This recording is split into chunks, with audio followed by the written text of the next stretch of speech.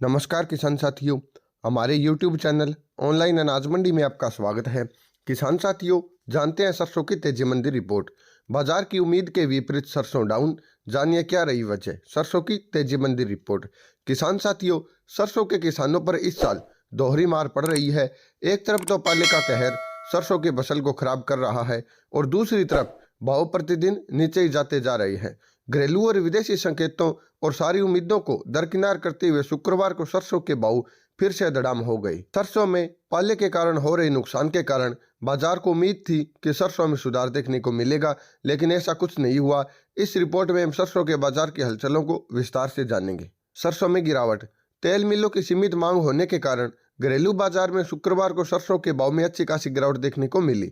जयपुर में कंडीशन के सरसों के भाव 75 रुपये प्रति क्विंटल गिरकर 6,275 रुपये प्रति क्विंटल पहुंच गए। भरतपुर में सरसों 100 रुपये गिरकर 5880 रुपये पहुंच गई। विदेशी बाजारों में तेजी। बाजार को उम्मीद थी कि रमजान के पवित्र महीने से पहले मांग में सुधार आएगा और विदेशी बाजारों के साथ साथ घरेलू बाजार भी तेज होंगे।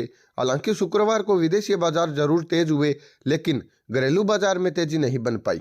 शुक्रवार को मलेशिया पाम तेल वायदा में हल्की तेजी दर्ज की गई। Bursa Malaysia derivatives exchange BMD पर अप्रैल डिलीवरी के बेंचमार्क पाम ऑयल अनुबंध 15 रिंगिट यानी कि 0.38% बढ़कर 3,904 रिंगिट प्रति टन हो गया है। सरसों की आवक। देश भर की मंडियों में सरसों की दैनिक आवक घटती जा रही है। शुक्रवार को 1.50 लाख बोरियों की हुई, जबकि गुरुवार को इसकी आवक 1.55 लाख बोरियों की हुई थी। राज्यवार आवक को देखें तो राजस्थान में आवक 50,000, मध्य प्रदेश में 25,000, उत्तर प्रदेश में 10,000, हरियाणा व पंजाब 30,000, गुजरात 5,000 और अन्य राज्यों में सरसों की आवक 30,000 बोरी के आसपास हुई थी।